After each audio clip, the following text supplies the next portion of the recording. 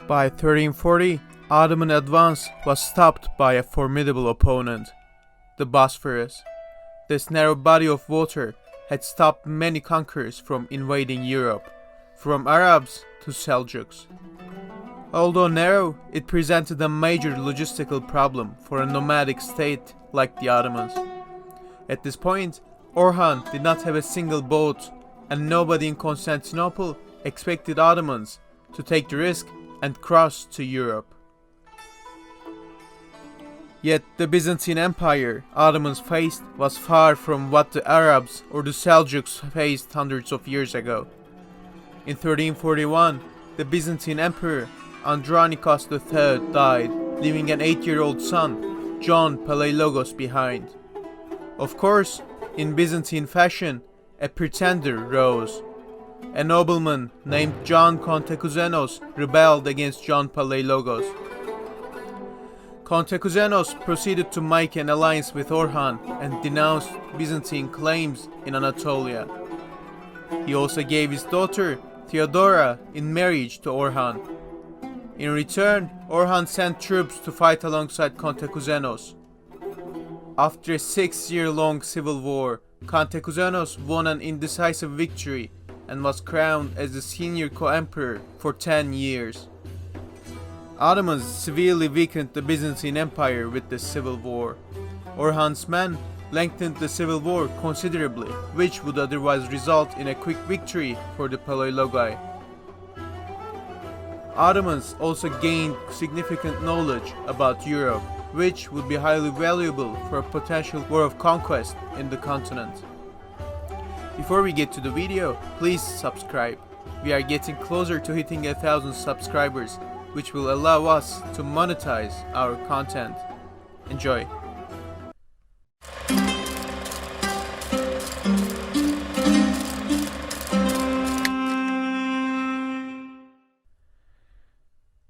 Knowledge alone could not transport Ottoman troops across Bosphorus, and the Ottomans still needed ships. Here, a neighbor of the Ottomans played a key role. The Karasids, just to the west of the Ottomans, had a formidable navy. They were using this navy to conduct yearly raids on Byzantine coasts, and their ruler, Karasi Bey, had amicable relations with Orhan Bey. When Karasi died in 1330, his sons started fighting among each other for power. Orhan used this power vacuum to exert influence in the area. He invited one of the sons, Dursun Bey, to Bursa. Dursun Bey and Orhan marched on Karasi lands in 1345. Dursun Bey, however, was assassinated by his brother Demir Bey in a meeting. This act of murder did little to endear Demir Bey to his people and caused people of Karasi to defect to Orhan, gaining him many captains and sailors as well as territory. As Orhan was gaining a formidable navy, Byzantine politics were taking yet another turn. The delicate peace did not last for long. In 1352, another civil war broke out between the Palaiologos and Kantekouzenos. During the peace, John Palaiologos had gained the support of Venice and Serbia, who not only wanted to increase their influence in Constantinople, but also limit the Ottoman expansion. With his allies, John Palaiologos managed to take several cities in Thrace, including Adrianople. It seemed that Constantinople was going to be the next target. But Palaiologos was not the only one with allies. Kantekouzenos once again called upon Orhan for help. Orhan, sensing an opportunity, sent his eldest son, Süleyman Pasha, with 10,000 cavalry to help Kantekouzenos. This had become a proxy war between the Serbian Empire and the Ottomans by this point. The mighty Byzantine Empire was not even a player in the politics of the region anymore. Serbia had rapidly expanded under Stefan Dušan and became the dominant force in the Balkans. This civil war was a massive opportunity for Stefan Dušan to establish his dominance over Constantinople. To support his proxy, the Serbian emperor sent 6,000 cavalrymen to meet the Ottomans. Two forces met near Dimatoka. one Turkish and one Serbian army to decide the fate of the Eastern Roman Empire, and not a single Eastern Roman in the battle. The numerically superior Ottoman army won a decisive victory in Dematoka. The Serbian army was crushed and almost completely annihilated. This was the first battle the Turks won in Europe, and it wasn't going to be the last. Following this victory, Süleyman Pasha, to Kantekouzenos' dismay, retook Thrace from John and plundered the region, including the major city of Adrianople. And this was not going to be the only disagreement between Kantekouzenos and the Ottomans. On his way back, Süleyman Pasha seized the fortress of Çinpe from the local garrison, securing himself a foothold in Europe. Kantekouzenos appealed to Süleyman Pasha, offering him gold to evacuate the fortress. However, Süleyman Pasha refused, for he knew that Kantekouzenos could do nothing. It appears that Süleyman Pasha did not intend to help Kantekouzenos in any meaningful way in the civil war. His diplomacy was built to maximize the Ottoman gains in this conflict, and the Ottoman policy was to prolong the civil war as much as possible, meanwhile exploiting the weakness of the empire. Süleyman Pasha then proceeded to bring Turkish immigrants from Anatolia to the region. He knew that he could not rule a completely hostile region filled with Greeks and Christians, and wanted to change the ethnic map. This was going to be the main social policy of the Ottomans in the Balkans. Turkish families would be transported to areas populated by Christians in massive numbers. This not only reduced the risk of Christian revolts, but also Turkish ones. Highly tribal nature of Turkish society meant that tribal loyalties came before loyalty to the Sultan, and there was no room for such loyalties in the Ottoman Sultanate. By separating tribes from each other and practically isolating them in Europe, the Sultanate was minimizing the risk of Turkish revolts. The fortress of Çinpe was just a start. Within 2 years, in 1354, an earthquake destroyed the walls of the fortifications in the region, including the walls of Gallipoli. Süleyman Pasha capitalized on this and occupied the area. This was seen as a message from Allah among the Ottoman troops, boosting their morale significantly. Meanwhile, in Constantinople, Kantekouzenos was overthrown for collaborating with the Ottomans. He was seen as the man who brought barbarians to the gates of Constantinople, and rightfully so. John Kantekouzenos played one of the largest roles in the downfall of the empire. Without his diplomatic failures, Ottomans would have a much harder time establishing themselves in Europe.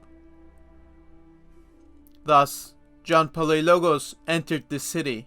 However, the civil war still continued, as Kantekouzenos' son, Mattheos Kantekouzenos, kept fighting in western Thrace.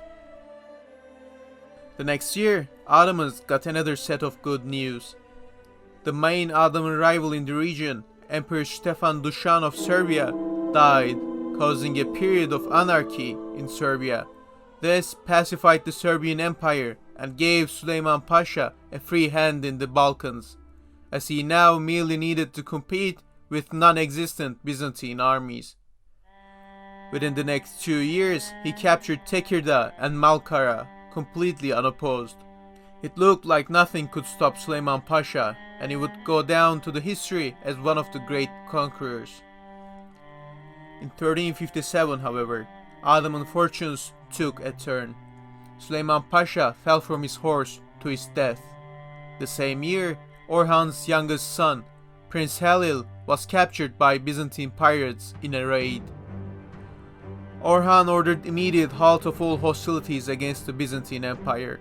The life of Prince Halil was the #1 priority.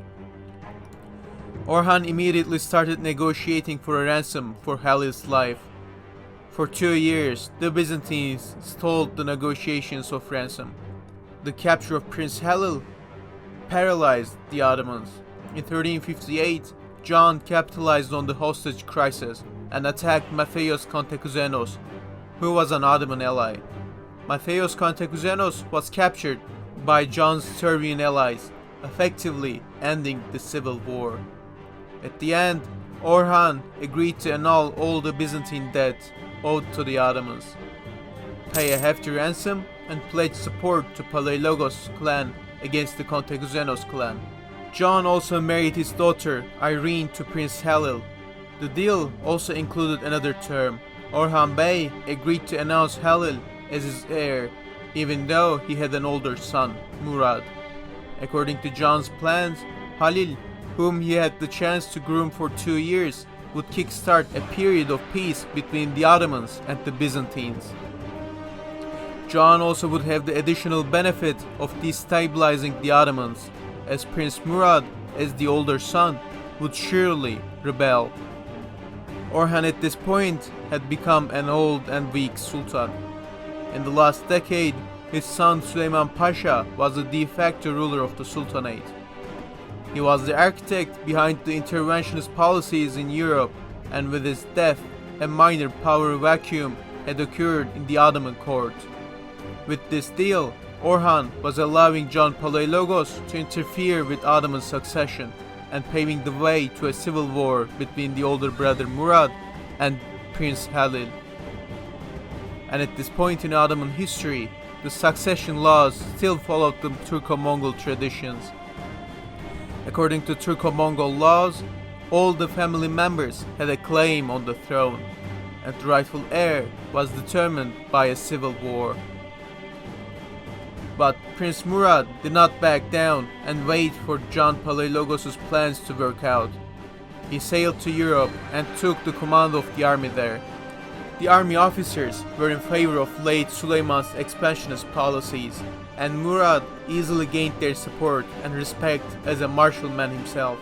They wanted a strong sultan to lead them into war and glory, not a young boy. The Ottoman armies in Europe started preparing for another campaign. Murad planned to strike first against John Palaiologos and secure his position as the rightful heir to Orhan with a military victory. Seeing Murad's ill intentions towards his empire, Emperor John Palaiologos sent letters to the Pope, asking for a crusade. He wanted to cut off Murad from his homeland with a papal navy and drive off the stranded Ottomans from Europe. The Pope responded positively to John's request and started gathering a small navy and an army. Yet another crusade was in the works. As the year 1358 ended, the Ottomans were in a precarious situation. Orhan was old and a rivalry was brewing between his sons. Meanwhile, Murad was facing a crusade, which could potentially kill Ottoman expansion into Europe right in its tracks. To find out how this all plays out, please subscribe, leave a like and maybe a comment as well, and we will see you in the next episode. Peace be upon you.